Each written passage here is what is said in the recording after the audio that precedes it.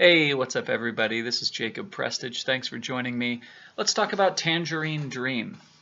So, a few years ago, my wife and I were on tour through the Midwest. We were up in a town called Oconomowoc, Wisconsin, playing a show there at a place called the Magic Mansion. It's a guy's house, and he has concerts on his porch in the summer and invites the entire neighborhood, and everybody comes out. They bring lawn chairs. He gets hundreds of people out for these shows, and he has really good artists join him there. In fact, they've had an American Idol winner from the past come play there. But anyway, so we were playing there, and in his attic, the guy also has a little recording studio. So we spent some time up there with him before our show, and I was looking through his record collection up there, and he had some Vangelis records. Now, Vangelis is a Greek electronic sort of orchestral musician from still active actually, but began in the maybe late 60s, but early 70s, I think for sure. He's known for the Chariots of Fire soundtrack, the Blade Runner soundtrack, among others. And so he had an album there called Heaven and Hell on vinyl, and I was not familiar with that one. He had 2 copies, so he was like, here, take 1 copy, you've got to have this. So I did, and I listened to it, and I really enjoyed it, and I began to wonder, what are some other artists kind of in a similar vein, pioneers of electronic music from the 70s. So in doing some research on that, I came across this band called Tangerine Dream. I think the first album that I listened to from Tangerine Dream actually remains my favorite album of theirs, kind of just by chance, but it's from 1981 and it's called Exit. In their discography, I don't think anything else sounds like Exit, and I would say I don't know if there's any other album in general that sounds like Exit. It's very unique in its sound palette and its the soundscapes that it creates. And I would also say it sounds like early 80s sci-fi in a way that's sort of red numeric LED displays and white shiny plastic wall panels of spaceships. So anyway, I loved Exit, and I began to kind of explore what more does this band have to offer. Well, it turns out they have a heck of a lot more to offer. This band's Tangerine Dream has been around since the late 60s and continues today to put out new music. In fact, in February of 2022, they released an album called Raum, which I think is German for space, and I think it's one of their best albums they've ever released. It's fantastic. So let's get into it. Let's get into a brief kind of overview of their history, discography, different eras. It's a deep, deep well. I'm going to go through it as fast as I can for you guys. So if you start to do any research on Tangerine Dream in general, you're going to find that there are a lot of people who prefer what they call sort of the classic era of Tangerine Dream. I would say their most popular era, even still, is probably their mid to late 70s era. And that lineup consisted of founder Edgar Froese, Christopher Frank, and Peter Baumann. So in 1974, they released what was kind of their breakthrough album, on their first on Virgin Records, called Phaedra. Phaedra makes a brief appearance, actually, in the TV show Black Mirror. There's an episode, I believe, called Bandersnatch, or The Bandersnatch. And there's a young kid at a record store, and he's choosing between 2 records that he's got they're both on a list of ones that he wants or that someone gave him that he should check out. And one is Phaedra, and the other is the Bermuda Triangle by Tomita. Now, musically, Phaedra is the better album, but based on album covers, that Tomita Bermuda Triangle album cover is fantastic. If I didn't know either band, I'd probably have gone with that one, but he made the right choice and chose Phaedra in the episode. Phaedra is where Tangerine Dream really began to rely heavily on the Moog analog modular synthesizer, and they begin to do not only the soundscapey, droney type things that they'd been doing on a few previous albums, but now they start to do these heavy, dark, sequenced passages as well. Things that sound like boom, boom, bum, bum, bum, bum, bum, bum, bum, bum, bum, bum, bum, bum, bum, bum, things like that. That continues through 1975's Rubycon, which is a very similar album to Phaedra, sonically, even kind of in construction as well. Very otherworldly sounds. There's nothing that sounds like this music from Phaedra and Rubycon. Crazy sounds sometimes like seagulls. It's all done with synthesizers. Sometimes it sounds like wolves howling. It's really kind of trippy stuff, even though the band was notorious for not using drugs, actually. In 1976, I think, probably to the disappointment of some, they get more melodic. They start doing a little bit more short-form songs, where Rubycon, for example, had been one long track per side of an LP. So Rubycon is 2 tracks. And actually, when I first wanted to discover that, like, I like to buy music, and I was wanting to maybe download it, and on the old, what was it, Google Music or whatever, Google Play, I think, they had it for 99 cents per track. So I got that album for $2 because it's just 2 tracks. Anyway, so yes, they move on to Stratosphere, and it becomes less long-form atmospheric and more melodic. The sounds are a little more restrained, isn't quite the right word, but they're not as crazy spacey. It's a more accessible album for sure. And I think they had to move in that direction as a band to kind of continue moving forward and exploring new things for them. And I think it proved in the long run to be the best decision for the band. There's a live album from this era called Ricochet that's fantastic and is one of their most popular albums as well. The next one that I have from the studio is one from 1979 called Force Majeure. In between Stratosphere and Force Majeure, somewhere along the way, Peter Baumann quit. Force Majeure, they have a live drummer. It sounds like Tangerine Dream mixed with a traditional prog rock band from the late 70s. It's its own unique sound. It's really cool. People love it. It's one of their higher selling albums. And then they go to 1980's Tangram. And in 1980, they finally sort of find the long-term replacement for Peter Baumann in a guy named Johannes Schmulling. And I would say that the transition sonically between Force Majeure in 1979 and Tangram in 1980 is strikingly significant. They go from the live drums of Force Majeure to the electronic drums of Tangram. The sounds, there's much less sort of organic guitar sound on Tangram. It's much more synthesizer heavy, and it's a fresh, new sound that's going to carry them into the 80s. I also think, and I'll say that this era with Johannes Schmulling, in addition to Edgar Freuze and Christopher Frank, this is my favorite era of Tangerine Dream. The melodies during their output from these 5 years are fantastic, and I think to this day unparalleled in any of their output. I credit Schmulling a lot with that, but it's hard for me to know who did what when. So Tangram in 1980, which is still one long-form track per side of the LP, so it's only 2 tracks. But instead of it feeling like a long, flowing sort of ambient piece, now it feels more like smaller melodic portions that are kind of joined by little washes of sound, but they're sort of separate little segments strung together.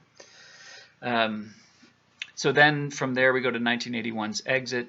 Somewhere in there, they've already started doing soundtracks. They did a soundtrack to a 1977 movie by William Friedkin called Sorcerer. That was his follow-up to The Exorcist. And they also, in 1981, they do the soundtrack to Michael Mann's first feature film called Thief with James Caan, which I just recently rewatched, and it's a really good movie. It's worth your time.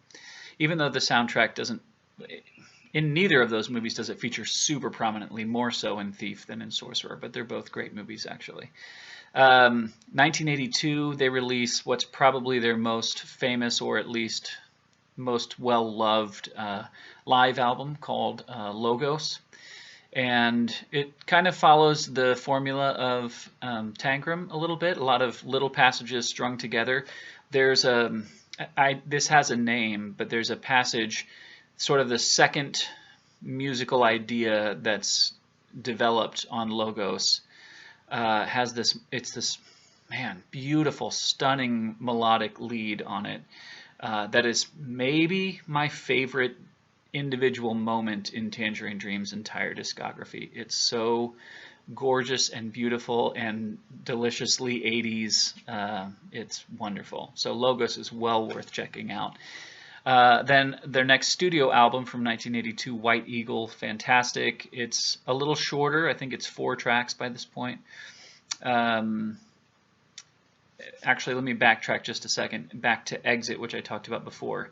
A few things I'll say about Exit. I think it's 7 tracks, so they're definitely into some of the shorter form tracks at this point. The title track, Exit, was actually used in an episode of season 1 of Stranger Things. And I would also say that there's a song, track number 3 on Exit, called Corin Zone, that if you're a casual music listener and you've never heard of Tangerine Dream before, or if you're a fan of Tangerine Dream like me, and someone's expressed some curiosity about them, I think Corin Zone is the perfect track to introduce someone to Tangerine Dream as an artist or as a band. It's really accessible. It still sounds sort of futuristic and sci-fi in that early 80s way. It's really catchy, it's upbeat, it's engaging, and it's not that long. So it's an easy, pleasant listen and a good way to kind of pull people in. So, White Eagle, another fantastic album. This is for me, just the meat of their prime years right here. Then we get into Hyperborea, came out in 1983, which again, the first track on there is called No Man's Land, and there is nothing even close to sounding like this. The sounds are so unique. They are doing these rhythmic, very rhythmic sounds that are sort of almost like a synthesized sitar type of a sound. Really cool. And then the closer on that album, which is called Sphinx Lightning, is also a really cool, like 20-minute kind of iconic Tangerine Dream track with these big, powerful chords that kind of usher it in and then slowly give way to other things. It's a really great track and a really great album. 1984, there's a notable soundtrack called Firestarter, which was a Stephen King book made into a movie starring really young Drew Barrymore that has some really great tracks on that one as well. Charlie the Kid is one that I particularly enjoy. And then there's another one I think called Crystal Voice, maybe. That's also really good. I have that one on vinyl. And then, of course, the crowning achievement from 1984 is the double live LP Poland. And that's just a monumental live album, 4 15, 16, 17-minute tracks, all of which are pretty stunning. I mean, to varying degrees, but it's iconic. It's an essential part of their catalog. Very cool.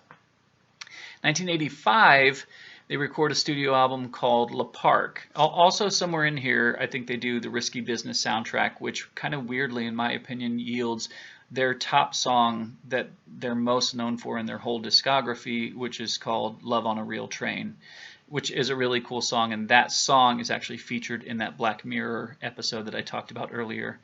And it's a great track. It really is. It's very kind of ambient, meditative, but at the same time, like gently pulsing and these little arpeggiators going. Yeah, it's a beautiful track. But the studio album Le Parc, boy, mixed reviews on this album and kind of mixed feelings for me as well. It's the last album that Johannes Schmeling did with the band, and it's not as great as it could be. I think I read that by this point they weren't even recording in the same studio together. There were tensions within the band, and so, you know, someone would record one part, they'd send it, and somebody would record another part, and just, it's not that it feels overly disjointed, but it's only at this point sort of shorter form, more pop-oriented tracks. And I actually think in a weird way as well, they've chosen for the theme of Le Parc, each song being linked to a different park. Like Central Park is one, they do a park in India, I think one is Yellowstone. But I actually feel like this theme is sort of too small for Tangerine Dream. Tangerine Dream has a cosmic, spacey, spacious sound. And so their themes, I feel like, need to be these sort of lofty, universal type themes and sounds. And when they try to zoom in to a specific park like that, I actually feel like it's not playing to their strengths as a band or to their identity as an artist in a meaningful way. I actually feel like it kind of diminishes their work. So after Le Parc, Johannes Schmulling leaves the band. They replace him with Paul Haslinger for what a lot of people consider to be Tangerine Dream's last great album, Underwater Sunlight.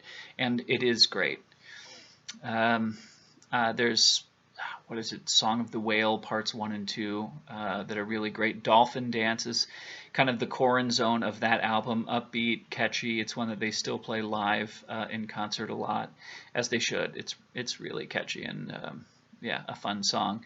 So that's a great album. They do an album in 1987 called Tyger where they introduce vocals, and it really doesn't go over that well.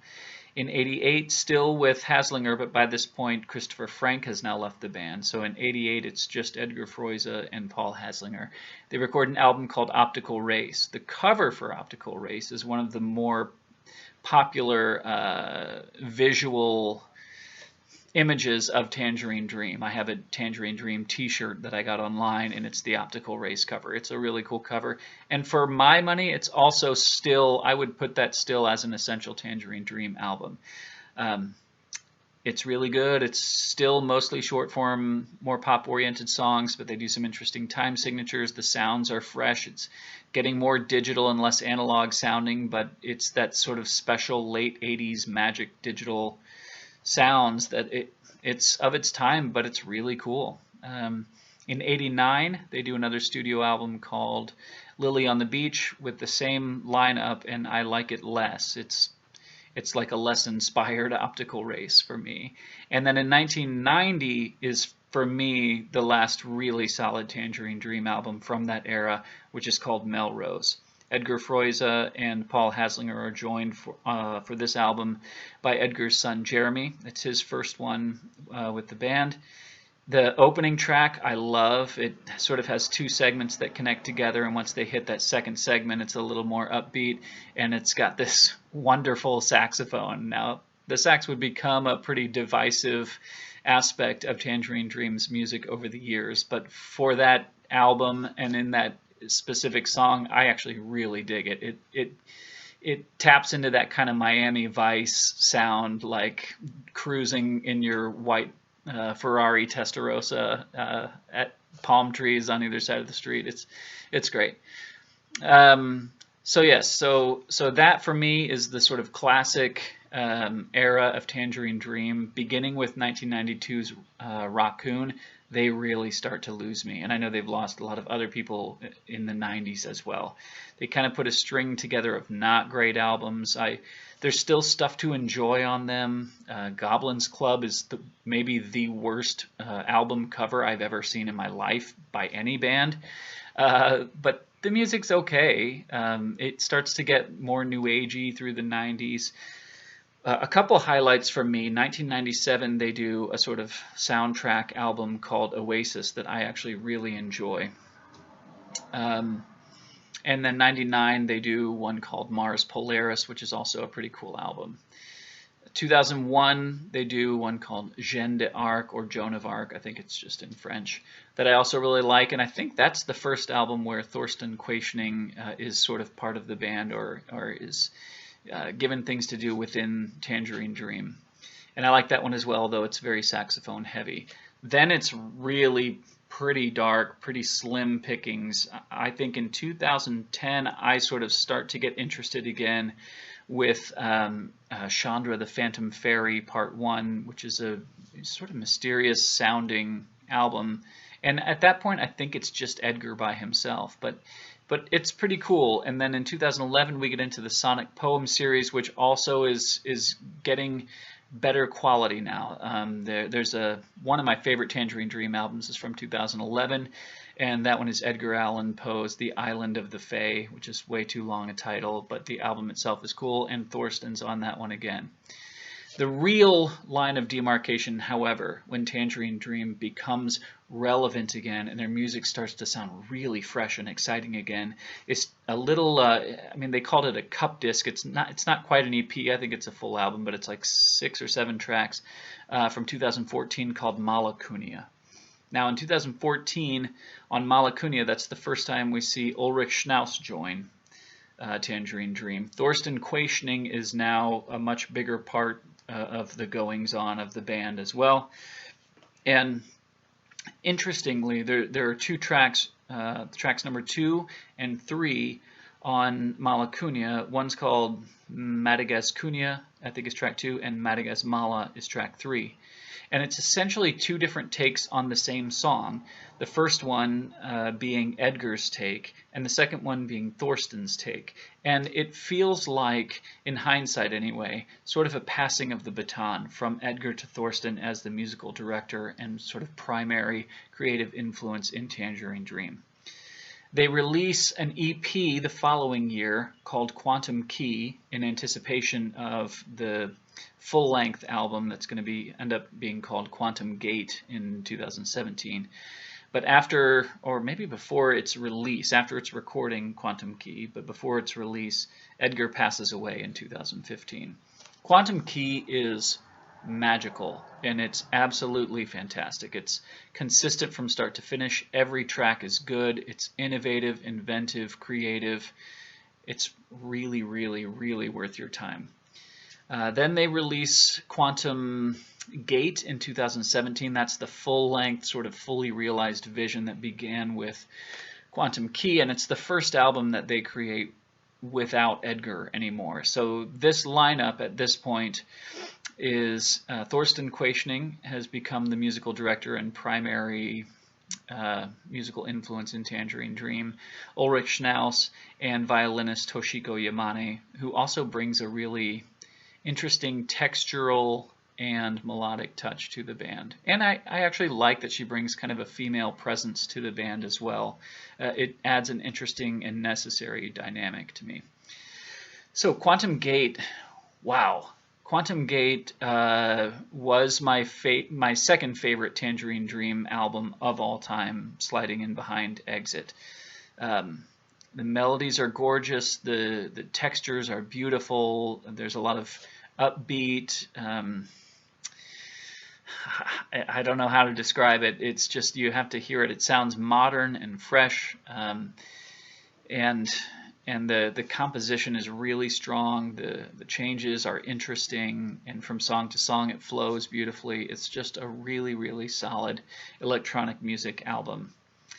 And then Tangerine Dream kind of takes an interesting turn. It's not, well, it's a couple years before the pandemic hits, but they begin to release these albums called the Sessions albums. And these are essentially recordings that they're doing at live performances where they'll do a half-hour or so long improvisational track at the end of every concert. And they record them and then they release them as the sessions. So they have Sessions 1, Sessions 2, all the way through Sessions 7. For me, the format these often take is it starts quiet, it stays in the same key. There's actually rarely chord changes at all. Occasionally it happens, but it's mostly a dynamic experience. It starts quiet, it ends up swelling to this sort of giant crescendo and then fading back into silence again. Some people love that stuff, and they feel like it's reconnecting with the original artistry of the band from the 1970s, those long-form evolving tracks on Phaedra and Rubycon. I wish I felt that way. For me, it feels a little bit like, you know, quiet, loud, quiet experiments in D minor or something. I don't think there's a need to have all 7 Sessions albums. I can enjoy it, especially on a longer road trip or something, but if I had 2 of those, I feel like I would have enough. So I was also concerned that the Sessions, because it was all the material I was getting from the band for a few years, that's what the new album after, like the follow-up to Quantum Gate, would sound like. So that was a concern of mine, that they would emphasize texture and these long-form improvisations more than melodicism and composition. And I am so happy to report that I was wrong about that. Raum is amazing. It does have some elements of the long-form improvisation. There's 2 tracks that are over 15 minutes on this album. And the one, track number 3 on the CD, it's a different track order on the vinyl, but track number 3 on the CD is called In 256 Zeichen. This is the best track I've heard from Tangerine Dream in decades. In the meantime, between the sessions beginning and Quantum Gate and Raum, they've actually replaced Ulrich Schnaus with a new member, Paul Frick. I don't know what's him, what's Thorsten. It's pretty obvious what's Hoshiko Yamane, because she's only credited with playing violin and electric violin and viola. And you hear it in some interesting ways too. Even on that track in 256 Zeichen, she loops up a violin line about halfway through and then begins to play in harmony with herself. And it feels actually they're using it like one of the synthesizer sequencers. So it's really neat and really inventive. So Raum, absolutely essential. I'm in process, because it's so new to me, deciding whether I think it's maybe their second best album. I still don't think it's going to overtake Exit for me, but my initial feeling is I like it better than Quantum Gate, and I really liked Quantum Gate. So that's a long history of a band that I tried to maybe kind of rush through and give you just, I don't know, like a background introduction to this band. There's a ton of music. It's hard to be a completist with their catalog, because there were years where they were releasing a studio album, a soundtrack, and a live album all in the same year. I have over 50 of their albums, and I probably have less than, I don't know, 25% of their actual discography.